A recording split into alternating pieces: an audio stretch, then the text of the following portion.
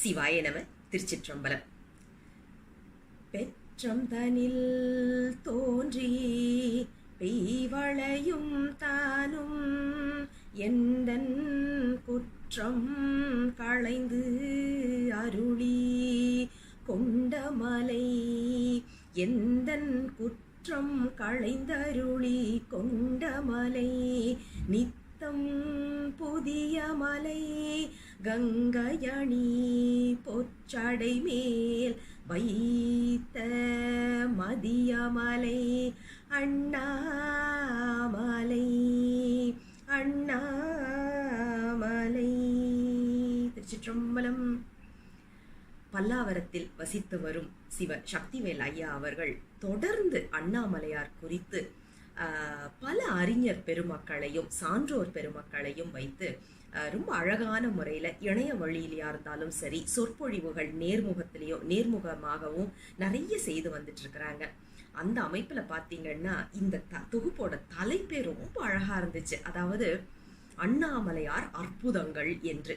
இதுல என்னன்னா, அண்ணாமலையார்னாலே அற்புதம் தானே, அப்போ அண்ணாமலையாருக்கு என்ன அற்புதங்கள் அப்படின்ற ஒரு கோணத்துல யோசிக்க வச்சாரு.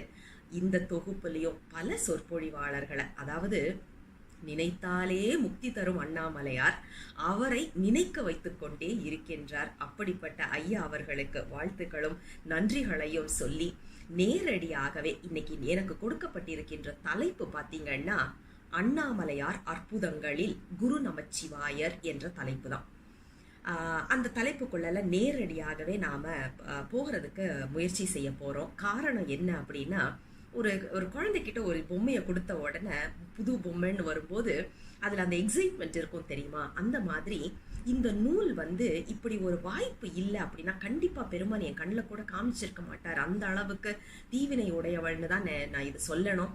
ஆனா ஏதோ ஒரு சிறிய நல்வினை இருக்கிறதுனாலதான் இந்த அண்ணாமலையாரோடைய வெண்பா என்பதை, அண்ணாமலையார் வெண்பா என்பதை நம்ம கையில கொடுத்து இதுக்கு இன்றைக்கு பொழிவை அதன் அமைப்பிலேயே எடுத்து கொடுத்திருக்கக்கூடிய அண்ணாமலையாருக்கும் நம்பி ஆரூரருக்கும் மனம் மொழி மெய்களால் நன்றிகளை உரித்தாக்கி கொண்டு நேரடியாக, அதாவது நினைக்கு முக்தி தரும் நெருப்பு தலமாக இருக்கக்கூடிய திரு அண்ணாமலை, இந்த திருத்தலத்துல நிறைய சான்றோர்கள் அறிஞர் பெருமக்கள் எல்லாருமே வாழ்ந்த காலம் இன்றும் வாழ்ந்து கொண்டிருக்கின்றார்கள், எப்போதுமே வாழ்ந்து கொண்டிருப்பார்கள் அப்படின்னு சொல்லுவாங்க. அந்த அமைப்புல பாத்தீங்கன்னா நமச்சிவாய மூர்த்திகள் அப்படின்னு ஒரு சித்தர் அந்த இடத்துல இருந்திருக்கிறாங்க. அந்த அவர் ஒரு குகையில, ஒரு மலையில இருக்கக்கூடிய ஒரு குகையில ஐயா வாழ்ந்து வந்திருக்கிறாங்க. அதனால அவருடைய பெயர் குகை நமச்சிவாயர் அப்படின்னு சொல்லி வழக்கத்துல இருக்கிறத நாம இன்றும் பார்க்கின்றோம். அவர் முக்காவாசி நேரம் நல்ல பெரிய பக்கத்துல இருக்கிற நிறைய பெரிய மரத்துல ஒரு ஊஞ்சாலி மாதிரி கட்டிட்டு அதுல தூங்குற ஒரு வழக்கத்தை கொண்டவராக இருந்திருக்கின்றார். இவர் பெயர் குகை நமச்சிவாயர். இவருடைய ஒரு சீடர் தலையாய மாணாக்கர். அந்த தலைமாணாக்கருடைய பெயரும் நமச்சிவாய மூர்த்திகள் தான். குரு மேல அதிகமான பற்று, அதிகமான அன்பு, குரு பக்தினா எப்படி இருக்க வேண்டும் என்பதற்கு நமக்கெல்லாம் வாழ்ந்து காட்டி அதை நம்மளை பின்பற்றுவதற்காக நமக்காகவே அவதாரம் எடுத்தவர் என்று சொல்லும் அளவிற்கு ரொம்ப அன்போட பணிவிடைகள் செய்து வந்திருக்கிறார் அவருடைய குருநாதருக்கு. திடீர்னு ஒரு நாள் அப்படி பணிவிடை செய்துட்டு இருக்கும் போது சிஷ்யர் சிரிச்சிட்டாரு. அப்போ குரு கேட்கிறாரு, என்னப்பா ஆச்சு, என்ன புதுசா நீ பார்த்துட்ட, எதை பார்த்து இப்படி சிரிக்கிற அப்படின்னு ஒரு கேள்வி கேட்கிறாரு. அதுக்கு இந்த சீடர் சொல்றாரு, என்னை மன்னிச்சுக்கணும் சாமி, என்ன ஆச்சுது அப்படின்னாக்க, திருவாரூர்ல தியாகராஜ பெருமான் வீதி உலா வந்துட்டு இருக்கிறாரு. யோசிச்சு பாருங்க, இவர் இங்க இருக்கிறது திருவண்ணாமலையில, ஆனா எங்க இருக்கிற பெருமானை பாக்குறாருன்னா திருவாரூர்ல வீதி விடங்கராக இருக்கக்கூடிய தியாகேச பெருமானை பாக்குறாரு. அவர் அப்ப வீதி உலா வரும்போது நிறைய பேர் அங்க பக்கத்துல அந்த குழாத்தோட தானே வருவாரு, ஊர்வசி அரம்பை இந்த மாதிரி. அப்போ அங்க நிறைய பெண்கள் ஆடிக்கொண்டு வருகின்றார்கள். அதுல ஒருத்தி கால் தடுக்கி விழுந்துடுறாங்க. அதை பார்த்தோன்னா அங்க நின்னவங்க எல்லாம் சிரிச்சாங்க, நானும் சிரிச்சேன் அப்படின்னு. அதாவது இவர் உடல் திருவண்ணாமலையில இருந்தாலும் அவருடைய கண்ணோட்டத்துல திருவாரூர்ல வாழ்ந்து கொண்டிருக்கின்றார். என்ன குறிப்புன்னா, இன்றைக்கும் திருவாரூர்ல வீதி விடங்கராக பெருமான் வந்து கொண்டிருக்கின்றார் என்ற நினைப்பு நமக்கு வரணும். அதுக்காக தான் இந்த ஒரு அனுபவத்தை அவர் சொல்கின்றார். நாம இன்னைக்கு போறோம், கார்ல ஜம்முன்னு போய் இறங்குறோம், எதை செருப்பு எங்க போடுறோம்னு தெரிய மாட்டேங்குது, குப்பையை எங்க போடுறோம்னு தெரிய மாட்டேங்குது. யோசிச்சு பாருங்க, பெருமான் அங்க ஏன்னா அவர் இருக்கிற நிலை வேற, நம்மளால பெருமானை பார்க்க முடியாது. ஆனா பெருமான் வந்து அந்த இடத்துல வீதி உலா வந்துட்டு இருக்கலாம். அவர் பக்கத்திலேயே கூட நாம வந்து அந்த எச்சி துப்புறதோ இல்லைன்னா குப்பை போடுறதோ செய்துட்டு இருந்திருக்கலாம் இல்லையா? இப்ப நாம இந்த அனுபவத்தை மனசுல வச்சுக்கிட்டோம்னு வைங்களேன், அடுத்த தடவை நாம கண்டிப்பாக குப்பையை தெருவுல போட மாட்டோம்.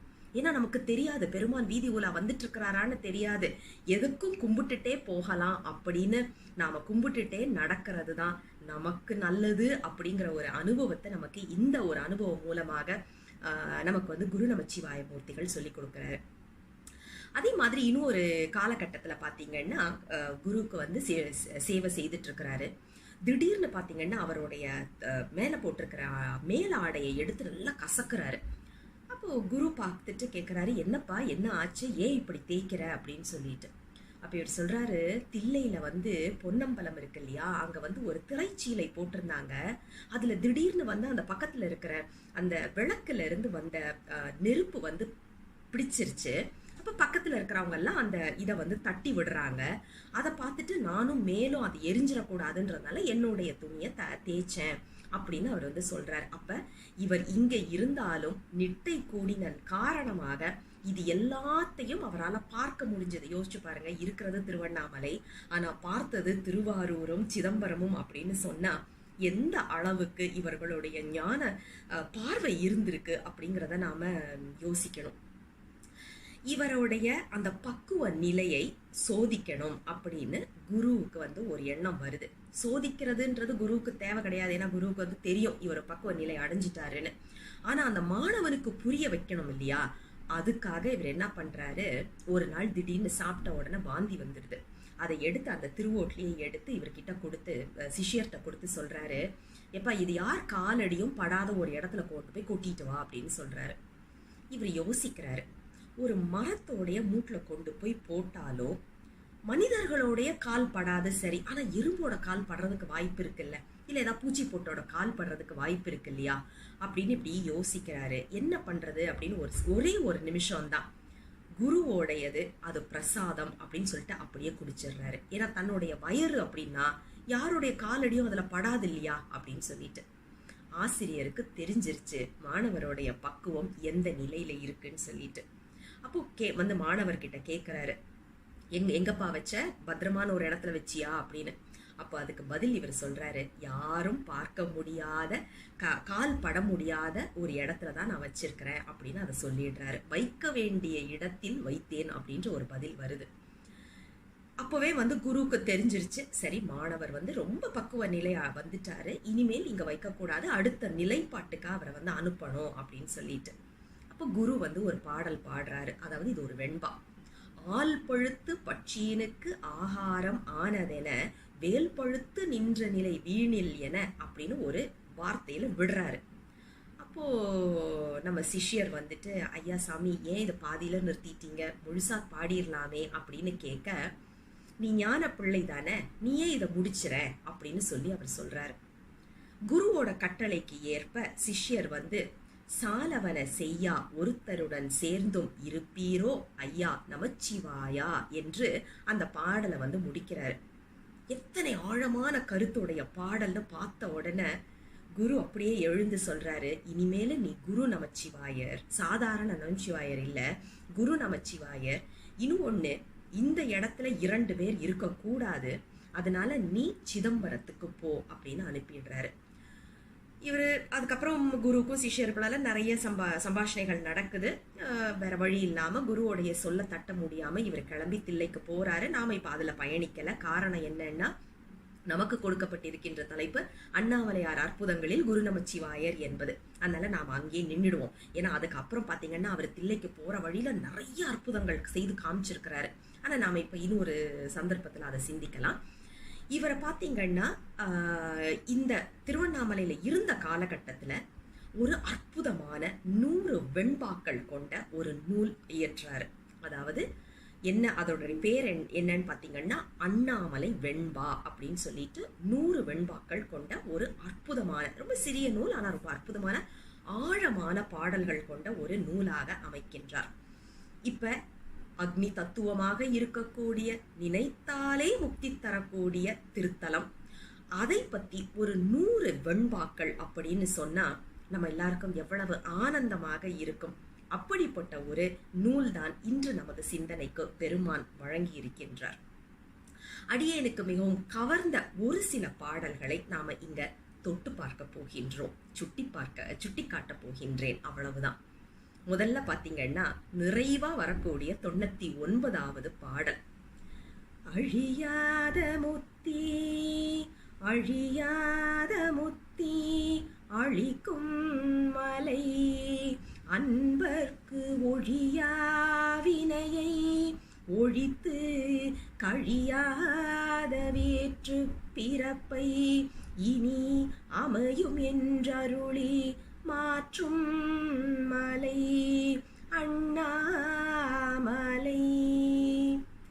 இதுல பாத்தீங்கன்னா ஆரம்பிக்கும் போதே ரொம்ப அழகான ஒரு சொற்றொடரோடு ஆரம்பிக்கிறாரு. அதாவது அழியாத முக்தி அப்படின்னுட்டு. இப்ப இதை பார்த்த உடனே நம்மளுக்கு ஒரு கேள்வி வரும், என்னங்க அழியாத முக்தின்னு ஒண்ணு இருக்கு, அப்படின்னா அழியிற முக்தின்னு ஒண்ணு இருக்கா அப்படின்னு ஒரு கேள்வி வரும்ல, அர்த்தாபத்தி நியாயம் வரும் இல்லையா? அப்போ அழியிற முக்தின்னு ஒண்ணு இருக்கா அப்படின்னு ஒரு கேள்வி நமக்கு வந்துச்சுன்னு வைங்களேன், நம்ம அருளாளர்கள் தான் நமக்கு இந்த இதுக்கு சான்று. முதல்ல காழிப்பிள்ளையார் இந்த குறிப்பை நமக்கு எங்க சொல்றாருன்னு பாத்தீங்கன்னா திருத்துருத்தி பதிகத்துல சொல்றாரு. மறக்குமாறு இல்லாத என்னை மையல் செய்து இம்மண்ணின் மேல் பிறக்குமாறு காட்டினாய். யோசிச்சு பாருங்க, நான் உன்னை மறக்காம இருந்தேன் சாமி, நீ என்ன பண்ணன்னு தெரியல, ஏதோ ஒரு மையலை கொடுத்து என்னை இந்த மண்ணின் மேல் பிறக்குமாறு காட்டினாய், பிணிபடும் உடம்பு விட்டு இறக்குமாறு காட்டினாய். இந்த மாதிரி ஒரு அற்புதமான பாடலை திருத்துருத்தி என்ற திருத்தலத்தில் 2ஆம் திருமுறையில காழிப்பிள்ளையார் அருளி செய்ததை நாம நினைவில் கொள்ள வேண்டும். அப்ப என்ன அர்த்தம், அவர் பாட்டுக்கு சிவனேன்னு சிவலோகத்துல இருந்தாரு, சாமி என்ன பண்றாரு, ஏதோ ஒரு மையல் செய்து இவர் பூமிக்கு அனுப்பிட்டாரு அப்படிங்கறது நமக்கு ரொம்ப தெளிவா இதுல இருந்து தெரியுதா? சரி, அடுத்து வரக்கூடியது அப்பர் பெருமான். அப்பர் பெருமானோடைய கதை நம்ம எல்லாருக்குமே தெரியும். ராவணனுக்கு உதவி செய்ய போய் அவரும் பூமியில பிறக்கிற மாதிரி ஆயிடுச்சுது. அடியனுடைய குருநாதர் நம்பி ஆரூரர், அவர் பாட்டுக்கு சிவனேன்னு சொல்லி திருநீற்றுப்பழை ஏந்திட்டு அவர் பாட்டுக்கு அணுக்கு தொண்டு செய்துட்டு இருந்தாரு. சாமி என்ன பண்றாரு, அவரை நேரா போய் நீ பூ பறிச்சுட்டு வா அப்படின்னு அனுப்பிட்டு அந்த நேரத்துல ஒரு 2 பெண்களை அங்க அனுப்பி அவங்கள பார்க்க சொல்லி, இதுதான் காரணம், நீ அவங்கள பார்த்துட்ட உன் மனசு அங்க போயிருச்சுன்னு சொல்லி பூமியில பிறக்க வச்சாரு. யோசிச்சு பாருங்க, நம்பி ஆரூரர் என்னைக்காவது அந்த மாதிரி ஒரு எண்ணத்தை கொண்டவரானா கிடையாது. ஆனா சாமி பண்ண ஒரு வேலைனால இவர் பிறக்கிற மாதிரி ஆயிடுச்சுதா? அப்ப என்ன பொருள் அப்படின்னா, பெருமான் பிறக்க வைக்கணும்னு ஒருத்தரை நினைச்சிட்டாருன்னா நாம சொல்லுவோம் தெரியுமா, அப்படியே வட்டம் கட்டி அடிச்சுட்டாங்கப்பா அப்படின்னு சொல்லிட்டு பெருமான் அழகா வட்டம் போட்டு அடிச்சிருவாரு யாரா இருந்தாலும். அததான் நமக்கு குரு நமச்சிவாய மூர்த்திகள் இங்க ரொம்ப அழகாக சொல்றாரு பாருங்க. அழியாத முக்தி அழிக்கும் மலை, கவலைப்படாதீங்கப்பா, நீங்க இந்த முக்தி அடைஞ்சு போயிட்டீங்க அப்படின்னா அது அழியாது, திரும்பி வரமாட்டீங்க, கவலைப்படாதீங்க, அண்ணாமலையார் அப்படிப்பட்ட ஒரு முக்தியை தான் கொடுப்பாரு அப்படின்னு நமக்கு ஒரு ஆறுதல் கொடுக்கும் விதமாக இந்த பாடலை அமைத்திருப்பதை நாம பார்க்க முடிகின்றது.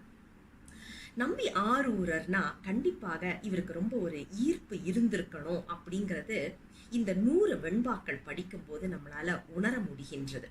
எங்கன்னு பாத்தீங்கன்னா 5 இடத்துல, அதாவது நம்பி ஆரூரர் என்பதே 5 எழுத்து, அவரை நினைவு கொள்ளும் இடம் ஒரு 5 இடங்கள்ல நமக்கு சொல்றாரு. முதல்ல பாத்தீங்கன்னா 3வது பாடல், இதுல கூற்றை உதைத்த மலை, கோமாரன் கூடல் வைகை ஆற்றை அடைத்த மலை, ஆரூரன் போற்ற சிறந்த மலை, தீவினையேன் செய்த குறையெல்லாம் மறந்த மலை அண்ணாமலை. அப்போ ஆரூரன் போற்ற சிறந்த மலை என்ற ஒரு குறிப்பை சொல்கின்றார். இதுல நம்ம ரொம்ப முக்கியமா ஒண்ணு தெரிஞ்சுக்க வேண்டியது என்னன்னா, நம்பி ஆரூரர் கண்டிப்பாக திருவண்ணாமலையை பாடி இருக்கின்றார். நம்மளுடைய தவக்குறைவு நமக்கு கிடைக்கல. நிறைய காரணங்கள் இதுக்கு சொல்லலாம். அவரும் நடுநாட்டை சேர்ந்தவர், அவர் இருக்கிற இடத்துல அண்ணாமலையை பாடாம இருந்திருப்பாரா? வைப்புத்தலமாக அவருடைய பதிகங்கள்ல நாம திருவண்ணாமலையை பார்க்கின்றோம். அப்படி இருக்க கண்டிப்பாக அண்ணாமலையை பாடியிருப்பார். ஏன் அப்படின்னா குருநமச்சிவாய மூர்த்திகள் நமக்கு சொல்றாரு, ஆரூரன் போற்ற சிறந்த மலை. அப்போ கண்டிப்பாக போற்றி பாடி இருக்கின்றார் என்பது நமக்கு இதுல இருந்து தெரிகின்றது. நம்மளுடைய வினை காரணமாக நாம தொலைச்சிட்டோம். ஏதோ பெருமானுடைய கருணை இனியாவது ஏதாவது ஒரு அற்புதம் கொடுத்து நமக்கு அந்த பதிகத்தை கொடுத்தாருன்னா அதை விட ஆனந்தம் வேற எதுவுமே இருக்க முடியாது. அதே மாதிரி பாருங்க, 35வது பாடல்ல இது இன்னும் அழகான ஒரு பாடல். இந்த 35வது பாடல்ல பாடலனை விரும்பி பாவலர்க்காக பறவை வீடு தனக்கு இருகால் மேவியே. அதாவது பறவை நாச்சியார் கிட்ட பெருமான் 2 தடவை நடந்தாராம்.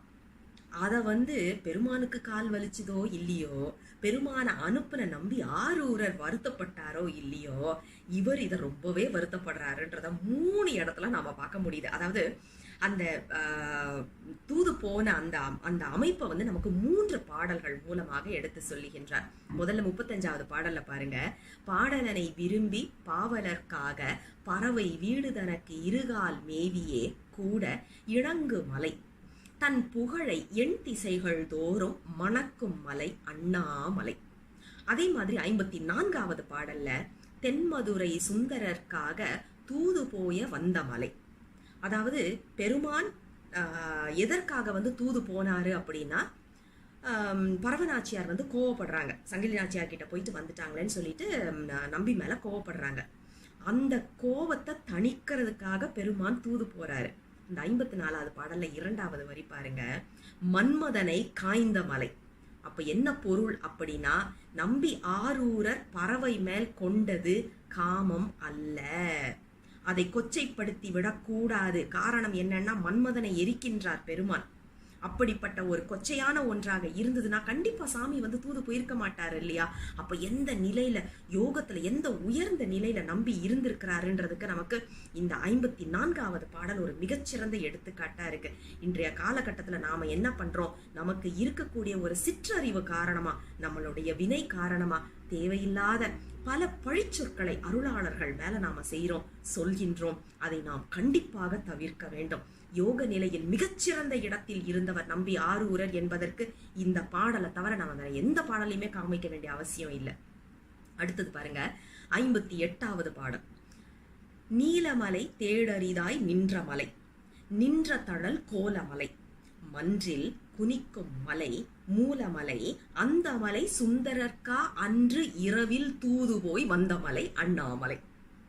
எப்படிப்பட்ட சாமினா எங்க சாமி அப்படின்னா, நீலமலை தேடரிதாய் நின்ற மலை.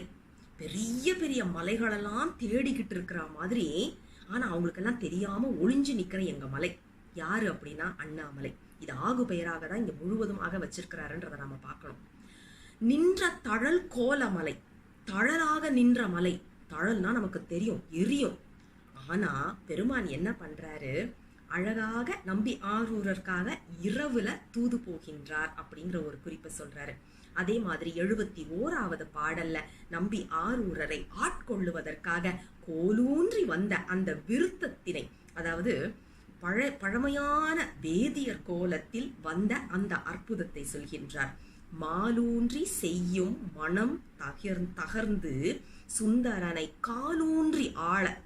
சாதாரணமாலாம் இல்லையா, அப்படியே ஸ்டெடியா ஆடுறதுக்குன்னு சொல்லுவோம்ல, அந்த மாதிரி நம்பி ஆரூரரை சுந்தரனை காலூன்றி ஆள கருணையாய் கோலூன்றி தந்த விருத்த சதுர் வேதியனாக வந்த மலை. ஒரே வரியில எவ்வளவு அழகா, கோலூன்றி தந்த விருத்த வயசானவரா சதுர் வேதியனாக வந்த மலை யாரு அப்படின்னா அண்ணாமலை. 5 இடத்துல அண்ணாமலைய பாடுறாரு. அதுல மன்னிக்கணும், 5 இடத்துல நம்பி ஆரூரரை பாடுறாரு. அதுல 3 பாடல்கள்ல வீதி விடங்க பெருமான பாடுறாரு. குரு நமச்சிவாயருக்கும் வீதி விடங்க பெருமானுக்கும் ஏதோ ஒரு தொடர்பு இருந்திருக்கணும். இல்லைன்னு வைங்களேன், உங்களுக்கு ஞாபகம் இருக்கா, முதல்ல அந்த வரலாறு சொல்லும் போது ஏன்பா சிரிச்சுன்னு குருநாதர் கேட்கும் போது இவர் என்ன சொல்றாரு, வீதி விடங்க பெருமான் கிட்ட அவர் நடந்து போயிட்டு இருக்கும் போது அங்க ஒரு பெண் விழுந்துடுறா, அதை பார்த்து சிரிச்சேன்னு சொல்றாருல்ல. அப்போ ஏதோ ஒரு தொடர்பு கண்டிப்பாக திருவாரூருக்கும் குரு நமச்சிவாயருக்கும் திரு அண்ணாமலைக்கும் இருக்கின்றது அப்படிங்கிறது நல்ல அழகாக இதுல நமக்கு தெரிகின்றது.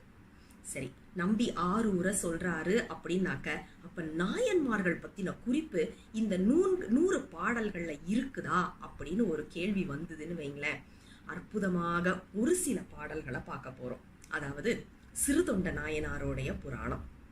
பிள்ளை அறுத்து உதவும் பேராளனை வந்து கொள்ள வைரவ மெய்க்கோலமாய் அப்படின்னு ஒரு குறிப்பை வைக்கிறாரு. 42வது பாடல்ல வைரவரா வருகின்றாராம், மெய்க்கோலமாய். அது போட்டுட்டு வர்றது என்னமோ பொய் கோலம். யோசிச்சு பாருங்க, சாமி வைரவராவா வர்றாரு, ஆனா அதை அழகா மெய்க்கோலமாக வருகின்றாராம். என்ன பொருள் அப்படின்னா, அவர் எடுத்திருக்கிற வேஷத்துக்கு சரியா நடக்கக்கூடியவர்பா அப்படின்ற ஒரு குறிப்பு சொல்லிட்டு, மெல்ல நடந்த மலை சிம்புளாய் நரசிங்க ரூபை அடர்ந்த மலை அண்ணாமலை. மெல்ல நடந்து வர்றாரு. ஏன்னா வைரவ கோலம் அப்படி மெல்லமா நடந்து வர்றது, மெல்லமா வர்றாரா. ஆனா சிம்புள் பறவையாக வேகமா பறந்து வருகின்றார். சிம்புள் அப்படிங்கிறது பாத்தீங்கன்னா இன்றைய காலகட்டத்துல சரபம்னு சொல்றோம் இல்லையா, அந்த பறவை. அதுக்கு என்னன்னா அதனுடைய கால், அந்த நகம் அவ்வளவு பலம் உள்ளதா இருக்குமா. ஒரு புலியவே அப்படியே தூக்கிடுமா. சாதாரண புலி குட்டிலாம் இல்ல, நல்ல ஃபுல் குரோன்னு சொல்லுவோம்ல, அந்த மாதிரி முழுதாக வளர்ந்த ஒரு புலியவே அப்படியே தூக்கும் அளவிற்கு அதனுடைய கைகளுக்கு பலம், அதாவது அந்த நகத்துக்கு பலம் இருக்கும் அப்படின்னு சொல்லுவாங்க. சிறுதொண்ட நாயனாருடைய புராணத்தை வச்சு சொல்ற மிக அழகான ஒரு இடத்தை நாம இங்க பார்க்க முடிகின்றது. அது மட்டும் இல்ல, சோமாசி மாற நாயனாருடைய வரலாறையும் சொல்றாரு. அதுலயும் பாருங்க, நம்ம எல்லாருக்குமே தெரியும், சோமாசி மாற நாயனார் நம்பி ஆரூர்ட்ட போறாரு. சாமி, நான் இந்த மாதிரி ஆகுதி கொடுக்கும் போது சாமியே நேரடியா வாங்கணும் அப்படின்னு சொல்றாருல. பூர்ண ஆகுதி கொடுக்கும் போது நம்பி சொல்றாரு, சரி நான் உனக்கு சொல்றேன், நீ யார்கிட்ட கொடுக்க சொல்றனோ நீ கொடுன்னு சொல்லிடுறாரு. நம்ம எல்லாருக்கும் தெரியும் சாமி எப்படி ஒரு வேஷத்துல வந்தாரு. 4 நாய்களோட ஒரு அதாவது தாழ்ந்த ஜாதி உடைய ஒரு உடைய உடுத்தி கொண்டு அவர்கள் இருவரும் வருகின்றார்கள். கையில வேற கல்லு வச்சுட்டு வர்றாங்க. யோசிச்சு பாருங்க, இந்த வடிவத்தை சொல்ல வர்ற குரு நமச்சிவாயர் நிறை வடிவாய் அப்படின்னு ஒரு குறிப்பை வைக்கிறாரு. இது எப்படிங்க நிறை வடிவாய் வரும் அப்படின்னா, பெருமான் எடுக்கிறது எல்லாமே நிறை வடிவு தாங்க. அவருக்கு என்ன மேல் ஜாதி கீழ் ஜாதி தாழ்ந்த ஜாதி உயர்ந்த ஜாதி பெண்ணு ஆணு எதுவுமே கிடையாதே, எல்லாத்தையும் கடந்து நிற்கக்கூடியவன் இல்லையா.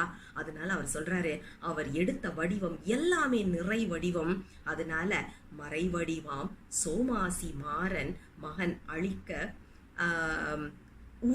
உரை வடிவாம் பங்குல் உமையோடு பங்கில் உமையோடு, அதாவது பெருமான் அம்மையோட வருகின்றார், தனியா கூட வரல, அம்மையோட நிறை வடிவாய் சென்ற மலை.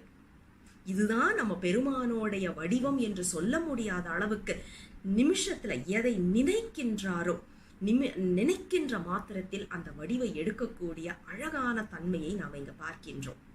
அது மட்டுமா அப்படின்னா, பல்லுயிரும் கேட்டறிய பார்த்தன் கையால் அடித்த வில்லடியும். பெருமான் எங்க வாங்குறாரு பாருங்க, அடி வாங்குறாரு. யார்கிட்ட அப்படின்னா, தோஸ்து அப்படின்னு சொல்லக்கூடிய பார்த்தன், அதாவது அர்ஜுனன் கிட்ட இருந்து அடி வாங்குறாரு. நம்ம எல்லாருக்கும் தெரியும், பன்றிக்கு பின் பெருமானும் இவங்க 2 பேரும் போய் சண்டை போட்டது, அது எல்லாமே நமக்கு தெரியும். அதுல வில்லால் அடித்தது. சரி, அதுக்கு அடுத்தது பாருங்க, புத்தன் மிக வெறிந்த கல் எரியும். இது யாருன்னு நமக்கு தெரியும், சாக்கிய நாயனார். சாக்கிய நாயனார் புராணத்தை இங்க சொல்லிட்டு அடுத்ததே பாருங்க, பட்டமலை மன்மதனை பார்வையினால் வெந்து விழ வட்டமலை அண்ணாமலை. அதாவது ஒருத்தர் பூவை எறிகிறாரு சாமி கிட்ட, ஒருத்தர் கல்லை எறிகிறாரு சாமி கிட்ட. தூரத்துல இருந்து நாம அதை பார்த்தோன்னு வைங்களேன், நம்மளுக்கு என்ன தோணும், எப்பா அவர் கல் அடிக்கிறாருப்பா, சரியில்லையே, இவர் பூவை போடுறாருப்பா, பரவாயில்ல பக்தி உள்ளவர் தான் அப்படின்னு தானே நமக்கு தோணும். ஆனா சாமி செயலை பார்க்கல, இன்டென்ஷன் மேட்டர்ஸ்ன்னு சொல்றோம் இல்லையா, அந்த மாதிரி அதற்கு உள்ள இருக்கக்கூடிய குறிப்பை பார்க்கின்றார். ஒருத்தன் பூவால அடிச்சான், யாரு, மன்மதன். எதனால, பெருமானுடைய தவத்தை கலைக்க வேண்டும் என்ற காரணத்தினால. அதனால பெருமான் என்ன பண்றாரு, ஒரே அழகா சுட்டுட்டாரு, பார்வையிலேயே சுட்டு பொசுக்கிடுறாரு. இன்னும் ஒருத்தர் கல் எறிகின்றார், ஆனா அந்த கல்லை மிகவும் பாசத்தோடு எரிகின்றார். அதனால அவருக்கு முக்தி கொடுக்கின்றார் பெருமான். யோசிச்சு பாருங்க, நாம என்ன செய்யறோங்கிறது முக்கியம் கிடையாது, ஆனா அதை எப்படி செய்கின்றோம் என்பதுதான் முக்கியம். இதுதான் நமக்கு சாக்கிய நாயனார் புராணமும் மன்மதனை எரித்த வரலாறும் நமக்கு எடுத்து சொல்லக்கூடிய மிக அழகான ஒரு குறிப்பாக பார்க்கின்றோம். அப்போ நம்ம புராணங்கள்னு பார்க்கும்போது இந்த 3 பாடல்கள் பார்த்தோம் இல்லையா, நாயன்மார்கள் புராணம் அப்படின்னு பார்த்தா, அப்போ திருவிளையாடல் புராணம் பத்தின குறிப்பு இருக்கான்னு ஒரு கேள்வி வந்தது. அப்படின்னா ஏகத்துக்கு இருக்கு. திருவிளையாடல் புராணம் பத்தின குறிப்பு ஏகத்துக்கு நமக்கு இதுல வச்சு அருள் செய்கின்றத பாக்குறோம். 62வது பாடல்ல பாத்தீங்கன்னா, கூடல் பழம்பதியில் பிட் அமுதை உண்ட அப்படின்னு சொல்லி அந்த வைகை ஆற்றை அடைக்கக்கூடிய அந்த ஒரு நிலை வருது இல்ல, அந்த பிட்டுக்கு மண் சுமந்த வரலாற்றை நம்ம பார்க்க முடிகின்றது. எவ்வளவு அழகான ஒரு குறிப்பு இங்க வைக்கிறாரு பாருங்க. அதே மாதிரி 65வது பாடல்ல பெருமான் புலவர்களோடு இருந்து தமிழை ஆராய்ந்தார் அப்படிங்கிற அந்த குறிப்பை வைக்கிறாரு. அதே மாதிரி 72வது பாடல்ல விறகு சுமந்து அதுக்கப்புறம் அடி வாங்குறாரு இல்லையா, அந்த குறிப்பையும் வைக்கிறாரு.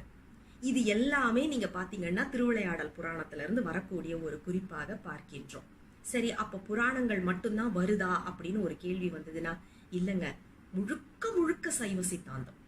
இந்த நூல் முழுக்கவே சைவ சித்தாந்தமாக இருக்கு. 25வது பாடல் பாருங்க. ஆதி நெடு மாலையன் காண அன்று பரஞ்சோதி செழுஞ்சுடராய் தோன்றும் மலை. எவ்வளவு அழகான ஒரு சொற்றொடர் பாருங்க. பரஞ்சோதி செழுஞ்சுடராய் தோன்றும் மலை, வேதம் முழங்கும் மலை, சிந்திப்பார் முன்னின்று முக்தி வழங்கும் மலை அண்ணாமலை. இதுல நாம எவ்வளவு குறிப்பு பார்க்க முடியுது அப்படின்னா, பரஞ்சோதி என்பது சொரூப நிலை. அந்த சொரூப நிலை செழுஞ்சுடரா தடத்தத்திற்கு இறங்கி வருது. ஏன் அப்படின்னா, சொரூபத்துல இருந்தா நமக்கு எங்க பிரயோஜனப்பட போறாரு சாமி, நம்மளுக்கு தெரியாதே. அதனால நமக்கு அருள் செய்வதற்காக தடத்தத்திற்கு இறங்கி வருகின்றார். பரஞ்சோதியாக இருக்கக்கூடியவர் செழுஞ்சுடராய் இறங்கி வருகின்றார். அது மட்டுமா அப்படின்னா, வேதம் முழங்கும் மலை. என்னன்னா, நம்ம சைவ சித்தாந்தத்துல சொல்லுவோம் இல்லையா, சப்த பிரபஞ்சம் அர்த்த பிரபஞ்சம் அப்படின்னு சொல்லுவோம். வேதம் முழங்கும் மலை, சப்த பிரபஞ்சமாக இருக்கக்கூடிய மலை முன்னின்று நமக்கு முக்தி வழங்கும் மலை. ஏன் அப்படின்னா, அர்த்த பிரபஞ்சத்தையும் தாண்டி இருக்கக்கூடிய மலை. அப்படி இருந்தா தானே முக்தி கொடுக்க முடியும். அதனால சாமி சொரூபத்துல இருந்து தடத்தத்துக்கு சப்த பிரபஞ்சம் அர்த்த பிரபஞ்சம் இது எல்லாத்தையும் தாண்டி நின்று முன்னாடி வந்திருந்து, வாப்பா உன் வினையெல்லாம் கழிச்சு உனக்கு முக்தி கொடுக்குறேன் அப்படின்னு சொல்ற அளவுக்கு மிக அழகாக பிரம்மாண்டமாக எழுந்து நிற்கக்கூடிய அண்ணாமலை அப்படிங்கறத தான் நாம இந்த பாடல்ல பார்க்க முடிகின்றது. அதே மாதிரி இன்னொரு அழகான பாடல் பாத்தீங்கன்னா, உண்மையாவே சொல்லணும்னாங்க, இந்த 100 பாடலை எடுத்து பார்க்கும்போது எந்த பாடலை விடுறது, எந்த பாடலை சொல்றதுன்னு தெரியாத அளவுக்கு அப்படியே அவ்வளவு கருத்துக்கள் கொட்டி கிடக்குது. முடிஞ்ச அளவுக்கு நம்ம சுட்டி காமிக்க போறோம் நம்ம சொன்ன மாதிரி. 17வது பாடல் பாருங்க. குரு இலிங்க சங்கமம் 3யுமே அப்படியே ஒரே பாடல்ல வைக்கிறாரு. அதுவும் சித்தாந்த கருத்து நிறைந்த ஒரு பாடல் தான். முக்கோணமாக முளைத்த மலை, முண்டகன் மால் அக்கோடு நாகம் அணிந்த மலை, திக்கோடு துண்ணும் மலை, தன்னை துதிக்கும் அடியார் உளத்தின் மண்ணும் மலை அண்ணாமலை. இதுல முக்கோணமாக முளைத்த மலை அப்படின்னா இலிங்கம், அக்கு அணிந்த மலை அப்படிங்கிறது குரு, துதிக்கும் அடியார் என்பது சங்கமம். அப்ப குரு இலிங்க சங்கம வழிபாட நமக்கு இந்த பாடல்ல வச்சு சொல்றது மட்டும் இல்ல, ஒரு மலை பார்க்கறதுக்கு எப்படி இருக்கும், ஒரு முக்கோண வடிவமாகத்தானே இருக்கும். அது நமக்கு எப்ப பார்த்தாலும் அந்த ஒரு வடிவம் நமக்கு தெரியும். ஆனா இந்த முக்கோணம் அப்படிங்கறத உண்மை விளக்கம் படித்தவர்களுக்கு தெரியும். பூமி நாற்கோணம், இதெல்லாம் பாடல் ஒரு பாட்டு வரும், ஞாபகம் இருக்கா? அப்போ பூமினாக்க 4 கோணம், நீர்னா எப்படி சொல்லுவோம், பாதி, சந்திரன்ல பாதி எடுப்போம். ஆனா நெருப்புனா எப்படி சொல்லுவோம், முக்கோணமா சொல்லுவோம். இன்னைக்கு யோசிச்சு பாருங்க, ஃபயர் சர்வீஸ் டிபார்ட்மெண்ட்ல தீயணைப்பு துறையெல்லாம் வருது இல்ல, அங்க நெருப்புக்கு என்ன படம் போட்டிருக்காங்க பாருங்க, முக்கோணம் தான் போட்டிருப்பாங்க. எங்க இருந்து வந்துச்சு, நம்ம சைவ சித்தாந்தம், வேற எங்க இருந்து, உண்மை விளக்கத்துல இருந்து வந்திருக்கு. முக்கோணமாக இருக்கக்கூடிய மலை. ஏன், அண்ணாமலை நெருப்பு மலை இல்லையா, அதனால முக்கோணமாக முளைத்த மலை. முக்கோண வடிவத்தில் இருந்தாலும் முக்கோணம் என்ற நெருப்பாகவும் இருக்கக்கூடிய மலை அப்படிங்கிறத நாம இந்த இடத்துல நினைவில் கொள்ளணும். அதே மாதிரி நெருப்புக்குன்னு திசை இருக்கா, திக்கு இருக்கா, எதுவுமே கிடையாது. அதனாலதான் திக்கோடு துண்ணும் மலை அப்படின்ற ஒரு குறிப்பையும் வைக்கிறாரு. அது மட்டும் இல்ல, தன்னை துதிக்கும் அடியார் உளத்தின் மண்ணு மலைன்னு ஒரு சொல் வைக்கிறாரா? என்னன்னா, நம்ம எல்லாருக்கும் தெரியும் நம்ம மனம் எப்படிப்பட்ட மனம் அப்படின்னா கல் போன்ற மனம். 9ஆம் திருமுறையில கருவூர் தேவர் சொல்வாரு, என் மனசை பார்த்து கல்லு சிரிக்குதுங்க. ஏன்பா என்னை விட இவ்வளவு கடினமா நீ இருக்கிய அப்படின்னு சொல்லிட்டு என் கல் மனத்தை பார்த்து ஒரு கல் சிரிக்குதான். கல்நகா உள்ளத்து கல்வனேனைன்னுவாரு கருவூர் தேவர். அதை தான் நாம் இந்த இடத்துல நினைக்கணும். ஏன்னா நம்ம எல்லாருடைய உள்ளமும் அப்படிதான் கல் மாதிரி இருக்கு. அவ்வளவு சுலபத்திலேயா அழறோம்? யோசிச்சு பாருங்க. மற்றவங்களெல்லாம் அழ வச்சு வேற பார்த்துக்கிட்டு அதுல சிரிச்சுக்கிட்டு வேற இருக்கிறோம். அப்படி இருக்கக்கூடிய கல், கடினத்தன்மை உடைய ஒரு மனம். இது கரையணும்னா என்ன பண்ணணும்னா, கல் அவ்வளவு சீக்கிரம் கரையாது. ஆனா எரிமலைக்குள்ளால இருக்கிற கல் பாருங்க குழ குழான்னு வெளியில வரும். என்ன அர்த்தம்? நாம கல்லா இருக்கிறோம். நம்மளை கரைவிக்கக்கூடிய நெருப்பு மலை அண்ணாமலை. இதுதான் நமக்கு தன்னை அதாவது எப்பவுமே சொல்லுவாங்க தெரியுமா, நாம வந்து ஊனில் ஆவி உயிர்க்கும் பொழுதெல்லாம் அப்படின்னு சொல்லிட்டு நமக்கு அப்பர் பெருமான் பாடுவார்ல, அதை இந்த இடத்துல நம்ம நினைச்சு பார்க்கணும். அப்படிப்பட்ட ஒரு குறிப்பை வைக்கக்கூடிய பாடல்களை இதுல பார்க்கிறோம். அது மட்டும் இல்ல, இன்னும் ஒரு பாடல் பாருங்க. பற்றி இமையோர் பகை தெருவான் வந்து எதிர்த்த வெற்றி மகராசன் வேகவே புற்று விழித்த மலை. ரொம்ப அழகான ஒரு சொற்றொடரா இது எனக்கு தெரிஞ்சிச்சு. ஏன்னா யாரு பெருமான் மேல வந்து மலர்கணைகள் எரியிறாங்க அப்படின்னா வெற்றி மதராசன். அவனுக்கு தோல்வியே கிடையாதுங்க. எங்கேயாவது தோத்துருக்கிறானான்னு பாருங்க. யாரை டார்கெட் பண்ணி அடிக்கணும்னு நினைச்சாலும் விஸ்வாமித்திரர்ல இருந்து இன்னைக்கு உள்ள சாதாரண பூச்சி போட்டு வரைக்கும் எல்லாரையும் வெற்றி கொள்ளக்கூடியவன் காமன் இல்லையா? அப்படிப்பட்ட வெற்றி மதராசன் அவன் வேகிறதுக்கு பெருமான் விழிக்கிறாரு, கண்ணை விழிக்கின்றார். எப்படி விழிக்கின்றார் அப்படின்னா புற்று விழித்த மலை. இதை நான் எங்கேயுமே பார்த்ததில்லை. பெருமான் வந்து கண்ணை விரிச்சாரு அப்படிங்கறத பாக்குறோம், நெற்றிக்கண்ணை வந்து எரிச்சாரு அப்படின்னுட்டு. ஆனா யோசிச்சு பாருங்க, பெருமான் வந்து தவ கோலத்துல இருக்கிறாரு. அவரை சுத்தி ஒரு புற்று வந்து விட்டது. அந்த புற்று விழித்தால் எப்படி இருக்குமோ அப்படி இருந்தது அப்படின்னு ஒரு நயத்தை நாம இந்த இடத்துல பார்க்க முடிகின்றது. அது அடியே ரொம்ப கவர்ந்த ஒரு பாடலாக இருந்துச்சு. அதனால இதையும் ஒரு ஒரு ஒரு குறிப்பாக சொல்ற மாதிரி ஒரு சூழல். அடுத்தது பாருங்க, ஆதிமலை, ஆதி அனாதிமலை, அம்மையொரு பாதிமலை, ஓதிமறை பாடுதலை நீதிமலை, தந்திரமலை யந்திரமலை, சாற்றிய பஞ்சாக்கர மந்திரமலை அண்ணாமலை. இத கேட்ட மாத்திரத்துல நமக்கு வந்து காழிப்பிள்ளையார் ஞாபகம் வருதா? மந்திரமாவது நீரு, வானவர் மேலது நீரு, சுந்தரமாவது நீரு, துதிக்கப்படுவது நீரு, தந்திரமாவது நீரு, சமயத்தில் உள்ளது நீரு, செந்துவர் வாயுமை பங்கன் திரு ஆலவாயா திருநீரே. இது அப்படியே நாம இங்க பார்க்க முடியுது. தந்திரமலை, யந்திரமலை, மந்திரமலை. அதுவும் எப்படிப்பட்ட யந்திரமலை மந்திரமலை அப்படின்னா பஞ்சாக்கர மந்திரமலை. ஏன் அப்படின்னா மந்திரம் என்பது உயிருக்கானது. 5 எழுத்து எதுக்கு நாம சொல்றோம்? உயிருக்கு பலம் சேர்ப்பதற்காக சொல்கின்றோம். பலம் சேர்த்து சேர்த்து சேர்த்து அடுத்த பிறவி வேண்டாம், வந்ததுனாலும் நல்ல பிறவியா இருக்கணும். அதனால பஞ்சாக்கர மந்திரமலை. ஏன் அப்படின்னா உயிருக்கு பலம் கொடுப்பதற்காக. யந்திரம் எதற்கு அப்படின்னா உடலுக்கு வலு சேர்ப்பதற்காக. உடலுக்கு வலு சேர்க்கக்கூடிய மலையாகவும் அண்ணாமலை இருக்கின்றது. அங்க போனோம்னா நம்மளுக்கு அந்த வைப்ரேஷனே நம்மளால புரிஞ்சுக்க முடியும். தந்திரமலை, தந்திரம் அப்படின்னு சொல்லி ஆச்சுனாலே ஆகமம். ஆகமம் அப்படிங்கிறதுனாலதான் அதற்கு முந்தின வரி பாருங்க, பாதி மலை மன்னிக்கணும், ஓதி மறை பாடுதலை நீதிமலை தந்திரமலை அப்படிங்கிறாங்க. அதாவது மறைகள் பாடுதலை உடைய மலையாக இருக்கின்றது அப்படின்ற ஒரு குறிப்பு. இதோட சேர்த்து 19வது பாடலும் கிட்டத்தட்ட ஒரே அழகான ஒரு குறிப்பை சொல்லுகின்றது. அதாவது அஞ்செழுத்தாய் வேதமாய் ஆகமமாய் நின்ற மலை, விஞ்செழுத்து ஒன்றாய் விளங்கும் மலை, நெஞ்சகத்தே வைத்த மலை, நாயேனை தன்னடியார் கூட்டத்தில் வைத்த மலை அண்ணாமலை.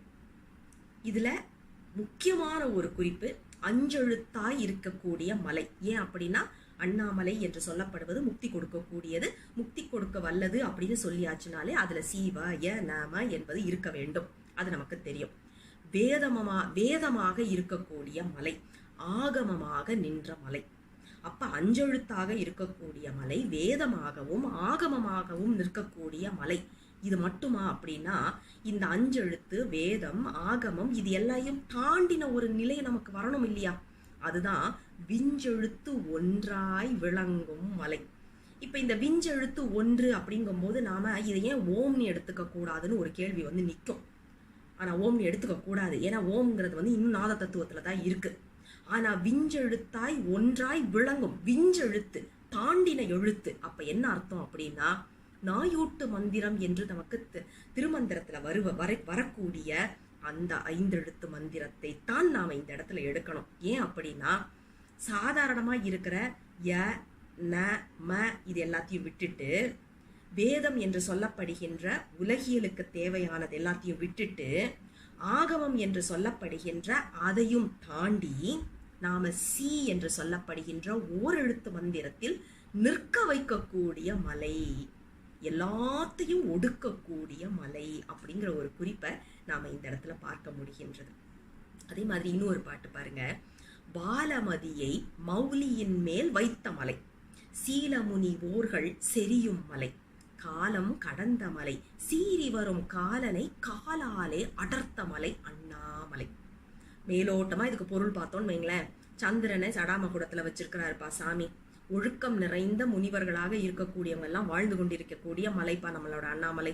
மிக பழமையான மலைப்பா அண்ணாமலை. காலனை மார்க்கண்டேயருக்காக உதைத்த மலைப்பா. ஆனா இது எல்லாத்தையும் நாம எப்படி பார்க்கணும்னா, யோக நிலையில பார்க்கணும். என்னன்னா, மதின்னு சொல்றத வந்து அறிவுன்னு எடுக்கணும், இங்க சந்திரன் எடுக்கக்கூடாது. சீலம் அப்படிங்கிறத வந்து ஒரே சீரா, அதாவது தைலதாரைன்னு சொல்லுவோம் இல்லையா, ஒரே சீராக நூல் பிடித்த மாதிரி அந்த பொருள்ல எடுக்கணும். முனிவர் அப்படிங்கிறத பந்த பாசத்தை முனிந்தவர்கள் அப்படின்னு எடுக்கணும். காலன் அப்படிங்கிறத யமன் அப்படின்னும், காலால் அப்படின்ற ஒரு சொல் வருது இல்ல, அந்த கால் அப்படிங்கிறத மூச்சு காற்று, ஏன்னா காற்று என்பதற்கு கால்னு ஒரு பொருள் இருக்கு இல்லையா, அப்படி பார்க்கணும். இப்ப பாருங்க இந்த பொருளை, காலம் கடந்த மலை, கால தத்துவத்தை கடந்தவனாக இருக்கக்கூடிய மலை அண்ணாமலை. நம்மை காலனை கடக்க நமது மூச்சு காற்றை பயிற்சி செய்ய வைக்கும் மலை. அதற்கு மிக முக்கியம் என்னதுன்னா மனம். மனம் ஒரு நிலைப்படணும். மதி என்று சொல்லப்படுகின்ற மனத்தை ஒரு நிலைப்படுத்தி, அதாவது தைலதாரையை போல ஒரே சீராக பெருமானை மட்டுமே நினைத்து கொண்டு இருக்கும்படி செய்யக்கூடிய ஒரு மலை. இதுதான் நமக்கு இந்த பாடல் உணர்த்தக்கூடிய உண்மையான பொருளாக பார்க்கின்றோம். இப்ப நீங்க எல்லாம் கேட்கறது, மனசுல நினைக்கிறது புரியுது. என்னங்க, சந்நியாசம் எடுத்துட்டு போய் உட்கார வேண்டிய மலை மட்டும்தான் திருவண்ணாமலையா? குடும்ப வாழ்க்கையில இருந்துகிட்டே திருவண்ணாமலையில இருக்க முடியாதா அப்படின்னு கேட்கறது புரியுது. அந்யோன்யமான குடும்ப வாழ்க்கையில இருக்கக்கூடிய ஒரு மலைதான் நமக்கு இந்த திரு அண்ணாமலை அப்படிங்கிற குறிப்புல பாருங்க அழகான சொற்றொடர் வைக்கிறாரு. பச்சை நிறம் தானாகி பாதி வடிவம் ஆன மலை. பெருமான் எப்படி இருக்கிறாரு அப்படின்னா, பச்சை நிறமாக இருக்கிறாரு, பாதி வடிவமாக இருக்கின்றார். அந்த பச்சை யாரு அப்படின்னா அம்மைதான். அர்த்தநாரீஸ்வர வடிவமாக இருக்கக்கூடிய மலை. அது மட்டும் இல்ல, வானை உருவ வளர்ந்து அலை வாம பச்சை தேனை ஒரு பாகத்தில் சேர்த்த மலை அப்படிங்கிறாரு. அதாவது வாம பச்சை தேன். தேன் அப்படின்னா என்ன செய்யும்? தானும் கெட்டு போகாது, சார்ந்ததையும் கெட்டு போக வைக்காது. திருவருள் என்ன செய்யும்? நம்மள பெருமானுடைய திருவடியில சேர்க்கும். அப்படிப்பட்ட திருவருளோடு சேர்ந்து இருக்கக்கூடிய மலை. நம்மளை மட்டுமா பிரிச்சிடும் நம்ம வாழ்க்கையில இருந்து? கண்டிப்பாக நல்ல ஒரு இகவர சௌபாகியம் என்று சொல்லப்படுகின்ற அனைத்தையும் அருளக்கூடிய ஒரு மலை. அது மட்டும் இல்ல, ரொம்ப 2 பாடல் ரொம்ப அழகானது. அதாவது யானை களிரும் பிடியுமாக இருக்கக்கூடிய ஒரு குறிப்பு. 98வது பாடல் நம்ம அதுல பார்க்க முடிகின்றது. வானத்து பூந்தருவை வாங்கி களிறு பிடி யானைக்கு நீட்டி அணையும் மலை. அதாவது எதுவுமே அங்க வந்து உங்களுக்கு சோகமானதே கிடையாது. உங்களுக்கு என்ன வேணும்? கணவன் மனைவி சந்தோஷமா இருக்கணுமா? அதற்கான மலை. இல்லைங்க, எனக்கு சாமியோட திருவடி வேணுங்க, அதற்கான மலை. என் வினை கழியணுங்க, அதற்கான மலை. நீங்க என்ன நினைச்சு அங்க போறீங்களோ அங்க அதை கொடுக்கக்கூடிய மலை அப்படிங்கிற ஒரு குறிப்பை சொல்கின்றார். அதே மாதிரி 36வது பாடல் பாருங்க. கந்திக்கும் தேமாங்கனி பறித்து கார்கடுவன் மந்திக்கு நல்கி மகிழும் மலை. குரங்குகள் ஆண் பெண்ணாக மகிழ்ந்து இருக்கக்கூடிய மலையாக இருக்கின்றது. யோசிச்சு பாருங்க, எல்லா உயிரினங்களுக்கும் இன்பத்தை கொடுக்க, எந்த இன்பத்தை நாம் கேட்கின்றோமோ அந்த இன்பத்தை கொடுக்கக்கூடிய மலை அண்ணாமலை என்பது. நிறைவாக ஒரு நயம் நிறைந்த பாடலோடு இந்த உரையை நிறைவுக்கு கொண்டு வரலாம் என்று பெருமானுடைய கருணை. புண்டரிகன் மால் தேடி பொன்முடியும் பொன்னடியும் கண்டறிய ஒண்ணா காட்சி மலை. இது நமக்கு தெரியும், அடிமுடி தேடிய வரலாறு. அடுத்த ஒரு சொல் வைக்கிறார் பாருங்க, தொண்டர் உடை ஊனமலை. தொண்டர் உடைய ஊனமலை, ஊனம்னா நமக்கு தெரியும் குறையுடைய மலை.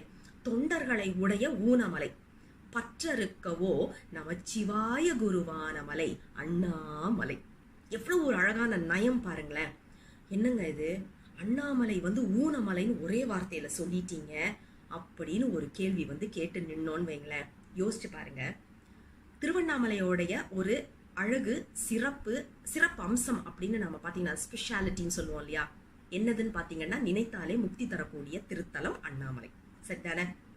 அப்ப எத்தனை அடியார்கள் இருக்கிறோம், பெருமானை நினைச்சுக்கிட்டே இருக்கிறோமா, அண்ணாமலையை நினைச்சுக்கிட்டே இருக்கிறோமா? அப்ப ஏன் இன்னும் நமக்கு முக்தி தரல? அப்ப அது ஊனமலை தானே. யோசிச்சு பாருங்க, நமக்கு இன்னும் முக்தி கிடைக்கல, ஏன்னா நம்ம அண்ணாமலையார நினைச்சிட்டோம், நமக்கு முக்தி கொடுக்கல சாமி இன்னும். அப்ப அவருடைய வார்த்தையில அவரு குறை விற்கிறாரு தானே, ஊனமலை தானே அப்படின்னு ஒரு கேள்வி கேட்டுச்சுன்னா, சாமியால ஏன் நமக்கு முக்தி கொடுக்க முடியல அப்படின்னா, நமக்கு இன்னும் பற்று இருக்கு. அந்த பற்றை அறுப்பதற்காக சாமி என்ன பண்றாரா, இங்க பாருப்பா, நீ என்கிட்ட வந்துட்ட, என்ன நினைச்சிட்ட, உனக்கு நான் முக்தி கொடுக்கணும், ஆனா கொஞ்சம் பற்று இருக்கு, அதனால நான் என்ன பண்றேன், உனக்கு அந்த பற்றை அறுக்கிறதுக்காக நமச்சிவாயர் அப்படின்னு, அதாவது குகை நமச்சிவாயர் அப்படின்னு ஒரு குருவை உனக்கு அனுப்புறேன். அவரை நீ போற்றி துதித்து வணங்கு, அவர் உன் பற்ற அறுப்பாரு. அவர் பற்ற அறுத்த மாத்திரத்துல நான் உனக்கு முக்தி கொடுக்க முடியும், எனக்கு இந்த ஊனமுடைய மலைங்கிற பேரு வேண்டாம்பா அப்படின்னு சொல்லி குகை நமச்சிவாயரை திரு அண்ணாமலையில் இருத்தின அற்புதமான மலையாம் இந்த மலை. யோசிச்சு பாருங்க, எவ்வளவு நயம் நிறைந்த பாடல்களை கொட்டி வைத்திருக்கின்றார் அப்படின்னு பார்க்கும்போது பிரமிக்கக்கூடிய விஷயமாக இருக்கின்றது. நான் சொன்ன மாதிரி 100 பாடல்கள், எதை எடுப்பது எதை விடுப்பதுன்னு தெரியாத அளவுக்கு ஒவ்வொன்றும் மணிமணியா முத்து முத்தா இன்னைக்கும் நினைச்சா ஆஹா அற்புதமா இருக்குதே அப்படின்னு மீண்டும் மீண்டும் படிப்பதற்கும் கேட்பதற்கும் ஆசையை தூண்டும் விதமாக இருக்கக்கூடிய அற்புதமான நூல் அண்ணாமலை வெண்பா. குரு நமச்சிவாய மூர்த்திகளால் அருளை செய்யப்பட்டது. கண்டிப்பாக வாழ்க்கையில் ஒரு முறையாவது இந்த 100 வெண்பாக்களையும் நாம் அனைவரும் படிக்க வேண்டும் என்று அனைவரின் திருவடிகளுக்கும் விண்ணப்பத்தை வைத்து இந்த சிற்றுரையை இதோடு நிறைவுக்கு கொண்டு வருகின்றேன். தென்னாடுடைய சிவனே போற்றி, எந்நாட்டவர்க்கும் இறைவா போற்றி, அண்ணாமலை அண்ணா போற்றி, கண்ணார முத கடலே போற்றி. சிவ சிவ திருச்சிற்றம்பலம்.